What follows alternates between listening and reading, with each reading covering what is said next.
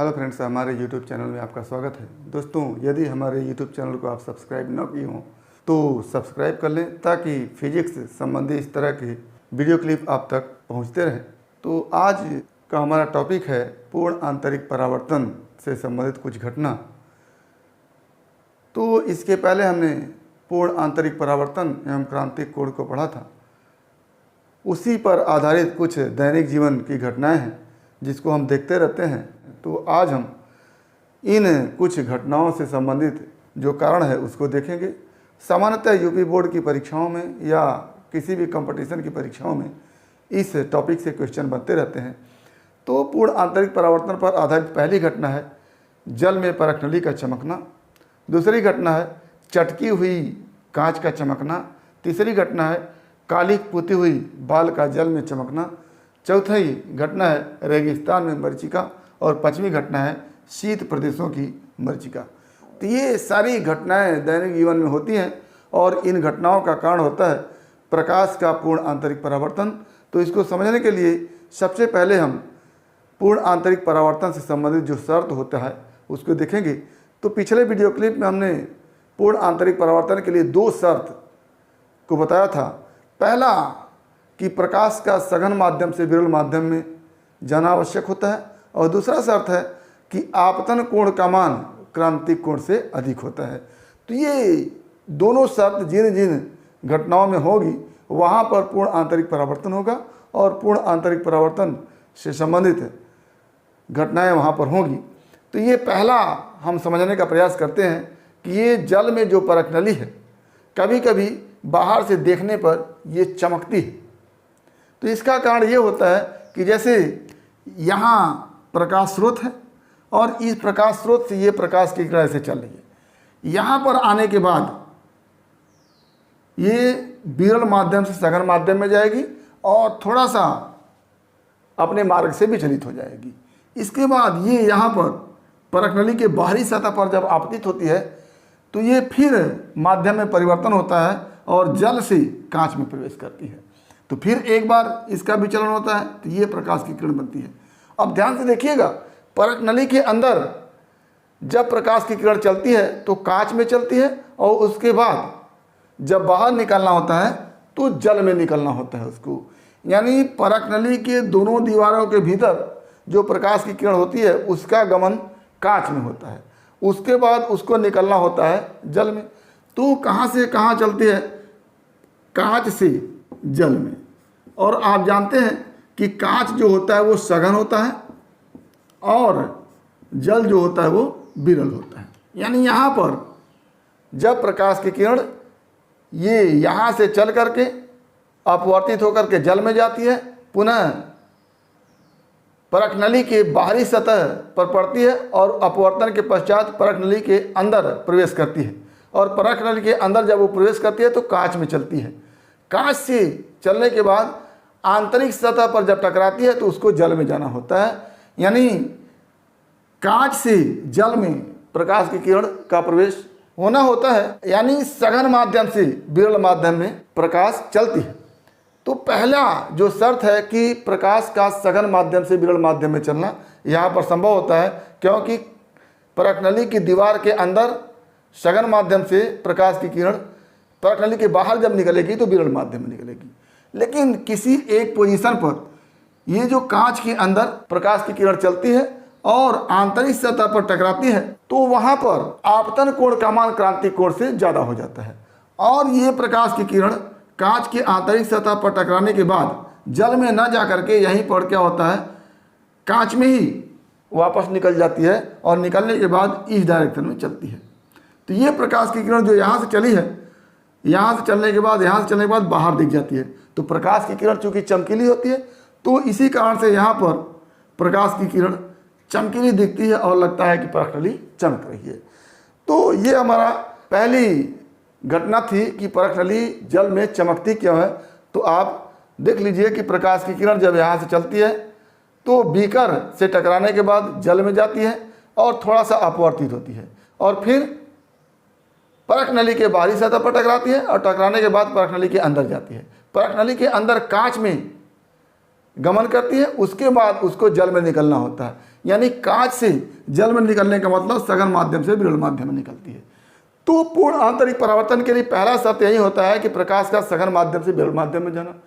और जब परखनली किसी ऐसे एंगल पर होती है कि कांच के अंदर जो प्रकाश की किरण चलती है आंतरिक सतह से जब आपतित होती है तो आपतन कोण का मान क्रांतिक कोण से अधिक हो जाता है, और ये कांच से जल में न निकाल करके पूर्ण आंतरिक परावर्तित होती है और बाहर निकल जाती है। यही प्रकाश की किरण हमको जब बाहर दिखती है तो हमको लगता है कि परखनली चमक रही होती है। तो ये हमारा हो गया पहला घटना, यानी आपतन कोण आई इज ग्रेटर देन क्या हो जाता है सी, तब यहाँ पर परखनली क्या होती है, चमकती हुई दिखती है। दूसरा हमारा एग्जाम्पल है, कांच की ये प्लेट है और इस तरह से है मान लीजिए, और यहाँ पर ऐसे टूटी हुई है, तो ये इस तरह से हमारी टूटी हुई कांच की प्लेट है। और यहाँ पर आप देखिएगा ये प्रकाश की किरण इस तरह से चल रही है, और यहाँ पर चलने के बाद कांच के बाहरी सतह पर आपतित हो रही है, और आपतन के पश्चात कांच के अंदर प्रवेश कर रही है। तो ये प्रकाश की किरण ये जो है वो कांच के अंदर गमन कर रही है, और जब यहाँ पर आपतित होती है तो इसको बाहर निकलना होता है, यानी हवा में, यहाँ पर क्या होता है, हवा में निकलना होता है। यानी प्रकाश की किरण यहाँ से जब चलती है तो कांच में चलती है, और उसके बाद जब निकलना होता है तो हवा में निकलना होता है। कांच क्या है, सघन माध्यम है, हवा क्या है, विरल माध्यम है। तो जो पहला शर्त है कि प्रकाश सघन माध्यम से विरल माध्यम में जाना चाहिए, यहाँ पर पूरा होता है। और किसी ऐसे कंडीशन में, किसी ऐसे एंगल पर यहाँ पर पड़ने वाली प्रकाश की किरण के लिए आपतन कोण का मान, कोण आई जो होता है, जब सी से बड़ा हो जाता है तो प्रकाश की किरण वायु में न निकल करके सीधे कांच के अंदर ही पूर्ण आंतरिक परावर्तन हो जाता है और हमारे आंख पर पड़ जाता है। तो ये प्रकाश की किरण जो चमकीली होती है, ये कांच में चल करके वायु में न जा करके पूर्ण आंतरिक परावर्तन होकर के हमारे नेत्र पर आती है, और ये प्रकाश की किरण हमको चमकती हुई दिखती है, और हम कहते हैं कि दरार क्या हो रही है, चमक रही है। तो ये हमारा हो गया कि चटकी हुई अगर कांच है तो वो चमकती क्यों है। तो यहाँ पर प्रकाश की किरण पहले वायु से कांच में जाती है, यानी विरल माध्यम से सघन माध्यम में जाती है, कांच में कुछ दूर गमन करती है, उसके बाद यहाँ पर इस सतह पर आपतित होती है। आपतित होने के बाद उसको किस में निकलना होता है, हवा में निकलना होता है। यानी कांच से हवा में प्रकाश की किरण को चलना होता है, या कह लें कि सघन माध्यम से विरल माध्यम में हवा को चलना होता है। और लेकिन किसी एक एंगल पर जब आपतन कोण का मान इस कांच और हवा के सतह पर क्रांतिक कोण से बड़ा हो जाता है तो ये प्रकाश की किरण हवा में न जा करके पूर्ण आंतरिक परावर्तन होकर के कांच में से ही होकर के हमारे नेत्र पर पहुंचती है, और ये प्रकाश की किरण हमको दिख जाती है और लगता है कि चटकी हुई कांच जो है चमक रही है। तो ये हमारा दूसरा एग्जाम्पल रहा। तीसरा एग्जाम्पल, ये हमारा कालिख पुता हुआ बाल है और इसको हम जल में रख रहे हैं। तो जब कालिख पुता हुआ बाल ये जल में रखा जाता है तो जल इस बाल के संपर्क में नहीं आता है, ये जल जो है कुछ पहले ही रुक जाता है। तो यहाँ पर ये जो पोजीशन है वो हवा होता है। क्या होता है, हवा होता है। यानी ये हो गया हवा, और ये हो गया बाल, और ये हो गया जल। जब यहाँ से प्रकाश की किरण चलती है, ये प्रकाश की किरण, ये प्रकाश की किरण चलती है, तो यहाँ जल से चलती है, और यहाँ पर टकराने के बाद इसको हवा में जाना होता है। इसका मतलब यह है कि जल से प्रकाश की किरण कहाँ जाती है, हवा में जाती है। या कह लें जल जो है सघन माध्यम है, हवा क्या है, विरल माध्यम है। प्रकाश सघन माध्यम से विरल माध्यम में जाती है। ऐसी स्थिति में किसी ऐसे एंगल पर जब इस आपतन कोण का मान क्रांतिक कोण से बड़ा हो जाता है, यानी कोण आई क्या होता है, कोण सी क्रांतिक कोण से बड़ा हो जाता है, तो ये प्रकाश की किरण वायु में न जा करके यहीं से टकरा करके वापस चली जाती है, यानी प्रकाश की किरण का पूर्ण आंतरिक परावर्तन हो जाता है, और ये प्रकाश की किरण हमको दिखने लगती है और लगता है कि ये बाल क्या हो रहा है, चमक रहा है। तो यहाँ पर भी क्या है, प्रकाश जल से हवा में जा रही है, यानी सघन माध्यम से विरल माध्यम में जा रही है, और आपतन कोण का मान कभी जब क्रांतिक कोण से बड़ा हो जाता है तो यहाँ पर पूर्ण आंतरिक परावर्तन हो जाता है, और यही प्रकाश की किरण हमको दिखने लगती है और कहते हैं कि बाल क्या हो रहा है, चमक रहा है। चौथा और सबसे महत्वपूर्ण एग्जाम्पल है रेगिस्तान की मरीचिका। रेगिस्तान की मरीचिका जो होती है वो वास्तव में हिरण का भ्रम होता है, जब कभी रेगिस्तान में हिरन होता है तो उसे कहीं कहीं पानी होने का भ्रम होता है, जल होने का भ्रम होता है। इसी को हम क्या कहते हैं, रेगिस्तान की मरीचिका कहते हैं। इसमें क्या होता है कि जब रेगिस्तान में टेम्परेचर बहुत ज़्यादा होता है तो ज़मीन के सतह की वायु जो होती है वो ऊपर उठने लगती है।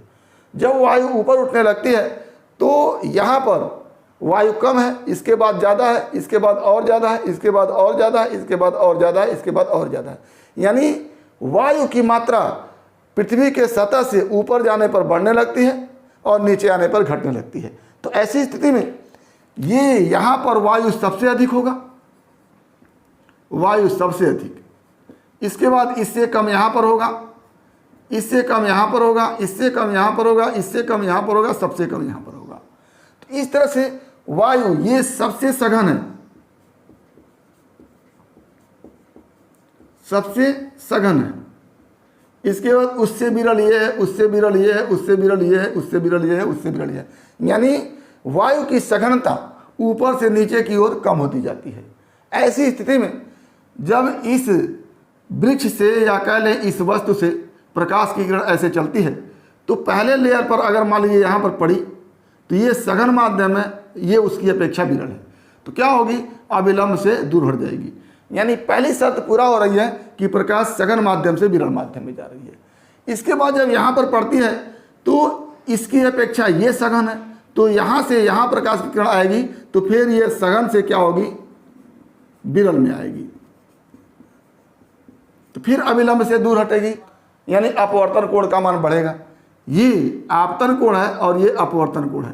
प्रकाश की किरण सघन माध्यम से विरल माध्यम में चली तो अविलंब से दूर हट गई, और ये कोण आर है और ये ज़्यादा हो गया, और यहाँ पर इस लेयर पर जब आती है तो यही कोण आर आई बन जाता है। तो चूंकि ये सबसे छोटा कोण था, इससे बड़ा ये हो गया और इतना ही बड़ा ये है, तो यहाँ पर प्रकाश की किरण चलेगी, पुनः ये अविलंब से और दूर हट जाएगी, तो ये और ज़्यादा हो जाएगा, और ये ज़्यादा हो गया तो ये आपतन कोण और ज़्यादा हो गया, पुनः इस लेयर पर आती है और दूर हट जाती है, यानी ये और ज़्यादा हो गया, और यहाँ पर ये और ज़्यादा हो गया आपतन कोण। तो ये आपतन कोण क्रमशः क्या होता है, बढ़ता जाता है। एक स्थिति ऐसी आती है कि यहाँ पर आपतन कोण का मान सबसे ज़्यादा हो जाता है, और ये आपतन कोण आई जो होता है वो क्रांतिक कोण से बड़ा हो जाता है, और जब क्रांतिक कोण से बड़ा हो जाता है तो प्रकाश की किरण इसके नीचे नहीं जा पाती है, उसी माध्यम में वापस चली जाती है। तो ये वापस चली गई यहाँ पर, और फिर यहाँ पर पड़ती है तो प्रकाश विरल माध्यम से सघन माध्यम में जाती है, तो क्या होगी, अविलंब की ओर और झुकेगी और झुकेगी। इस तरह से प्रकाश की किरण झुकते झुकते यहाँ पर पहुँचती है, और यहाँ पर रहा हुआ व्यक्ति को लगता है कि प्रकाश की किरण यहाँ से आ रही है, क्योंकि प्रकाश की किरण को हम सीधी रेखा में चलते हुए देखते हैं, तो यहाँ पर जो व्यक्ति है उसको लगेगा कि प्रकाश की किरण यहाँ से आ रही है, यानी इस बिंदु का प्रतिबिंब यहाँ पर बनता है। फिर से रेगिस्तान में जब बहुत अधिक टेम्परेचर हाई होता है तो ज़मीन सतह की जो वायु होती है वो ऊपर उठने लगती है, क्योंकि आप जानते हैं कि जब वायु गर्म होती है तो ऊपर उठती है, ऊपर उठते जाती है, उठते जाती है। ऐसी स्थिति में सबसे ऊपर जो वायु का लेयर होगा वो सबसे अधिक होगा, सबसे सघन होगा। क्रम से नीचे जाते हुए वायु की सघनता क्या होती है, कम होती जाती है, और क्रम से ये लेयर इससे सघन हो गया, ये लेयर इससे सघन हो गया, ये लेयर इससे सघन हो गया। तो इस तरह से पहले दो लेयरों के बीच में ये सघन है, ये विरल है, दूसरे दो लेयरों के बीच में ये सघन है, ये विरल है, तीसरे दो लेयरों के बीच में ये सघन है, ये विरल है। इस तरह से तमाम लेयर बन जाते हैं जिसमें ऊपर का माध्यम सघन होता है, नीचे का माध्यम विरल होता है। ऐसी स्थिति में जब इस वृक्ष के इस बिंदु से प्रकाश की किरण चलती है तो पहले सघन माध्यम से विरल माध्यम में जाएगी, और अविलंब से क्या होती है, दूर हट जाती है। तो ये कोण जो है कम होता है और ये कोण ज़्यादा होता है। जब यहाँ पर चलती है दूसरे सतह पर तो यही अपवर्तन कोण क्या होता है, आपतन कोण बन जाता है। चूँकि ये कोण बड़ा हो जाता है तो ये भी कोण बड़ा हो जाता है, यानी आपतन कोण बड़ा हो गया। और जब फिर विरल माध्यम में चलती है तो अपवर्तन कोण और भी बड़ा हो जाता है, और जब ये और बड़ा हो गया तो ये आपतन कोण और बड़ा हो गया। तो क्रमशः जब जैसे जैसे प्रकाश की किरण नीचे आती है आपतन कोण बढ़ता जाता है, और मान लेते हैं कि यहाँ पर आपतन कोण का मान आई जो होता है वो क्रांतिक कोण से बड़ा हो जाता है। जब क्रांतिक कोण से बड़ा हो जाता है तो प्रकाश अब नीचे न जा करके ऊपर मुड़ जाती है। ऊपर मुड़ने के बाद प्रकाश विरल माध्यम से सघन माध्यम में चलने लगती है और अविलंब की ओर झुकने लगती है। और यहीं प्रकाश की किरण जब झुकते झुकते हमारे तक पहुंचती है तो हमको लगता है कि प्रकाश इस बिंदु से ना आकर के प्रकाश इस बिंदु से सीधे आ रहा है और हम इस बिंदु का प्रतिबिंब यहाँ पर हम देखने लगते हैं। इसी तरह से इस वृक्ष के हर बिंदु से इस बिंदु का प्रतिबिंब यहाँ बन जाएगा, इस बिंदु का प्रतिबिंब यहाँ बन जाएगा, या कह लें कि पूरे वृक्ष का एक आभासी प्रतिबिंब उल्टा बन जाता है और हमको इस वस्तु का उल्टा प्रतिबिंब यहाँ पर दिखाई देने लगता है और हमको यहाँ से आभास होता है कि वहाँ पर जल है, लेकिन जल नहीं होता है, जल होने का हमको भ्रम हो जाता है। तो यही घटना क्या कहलाती है? रेगिस्तान की मरीचिका कहलाती है। क्योंकि मरीचिका इसलिए नाम पड़ा कि यहाँ पर इस नेत्र की कल्पना हिरण के नेत्र से की गई है। हिरण जब यहाँ से देखेगा तो इस वृक्ष का उल्टा प्रतिबिंब दिखेगा और इसे आभास होगा कि यहाँ पर क्या है, जल है, और यहाँ से आकर के देखेगा तो यहाँ से देखने के बाद इधर कोई वस्तु रहेगी, उसका प्रतिबिंब उल्टा दिखेगा तो उसको लगेगा कि वहाँ जल है। इस तरह से हिरण जो होता है इधर उधर घूमता रहता है, इसीलिए इसको कहा जाता है कि रेगिस्तान की मरीचिका। तो ये हमारा रेगिस्तान की मरीचिका से संबंधित घटना हो गई। आगे शीत प्रदेशों में भी मरीचिका होती है, उसको हम कैसे देखते हैं?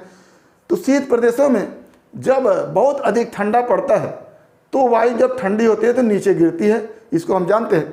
तो ऊपर की वायु जो होती है वो नीचे चलने लगती है, और जब ऊपर की वायु नीचे चलने लगती है तो ये माध्यम सघन हो जाता है और इसके ऊपर का माध्यम क्या हो जाता है? विरल हो जाता है।